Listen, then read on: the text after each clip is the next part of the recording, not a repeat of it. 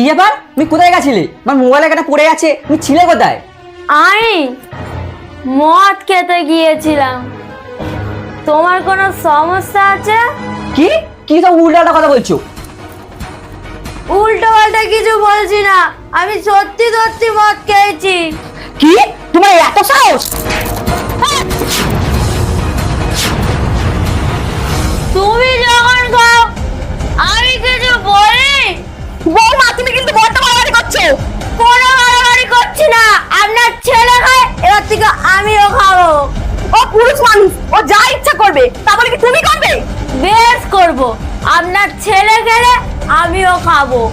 ছি ছি ছি ছি ছি, পাড়ার লোকে আমাদের কি বলবে? এই ভর সন্ধ্যেবেলা তুমি মদ খেয়ে বাড়ি ঢুকছো?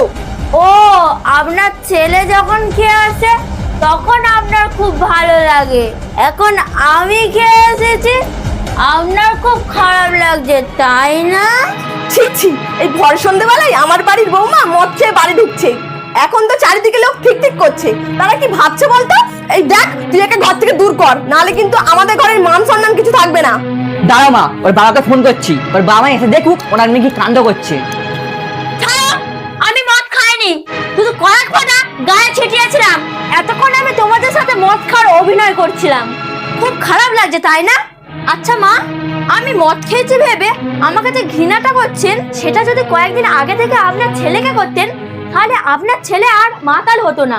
পাড়ার লোকেরা আমাকে নিয়ে কি ভাবছে না ভাবছে সেটা ভেবে আপনারা চিন্তায় পড়ে গেছেন, কিন্তু আপনার ছেলে যে প্রায় দিন মদ খেয়ে লোকের সাথে মারামারি করে আসে, তাতে আপনাদের সম্মান যায় না। বৌমা, কি করব বলো? ও বড় হয়েছে, ও কি আমার কথা শুনবে? আপনি যদি এটাই জানতেন যে আপনার ছেলে আপনার কথা শোনে না, তাহলে আপনার ছেলেকে বিয়ে দিলেন কেন?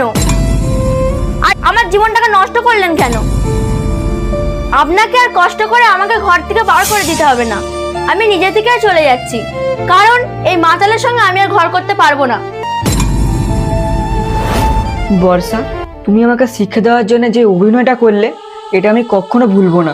আমাকে একটিবার সুযোগ দাও, আমি তোমাকে কথা দিচ্ছি, আমি মদ খাওয়া ছেড়ে দেবো, আমি ভালো হয়ে যাব। আমি তোমার এই পরিবর্তনটাই চেয়েছিলাম গো। বৌমা, আমি তোমাকে যা বলেছি রাগের মাথায় বলেছি, তুমি কিছু মনে করো না গো। আমি কিছু মনে করিনি মা, আজ আমি খুব খুশি, কারণ আমার স্বামী ভালো হয়ে গেছে।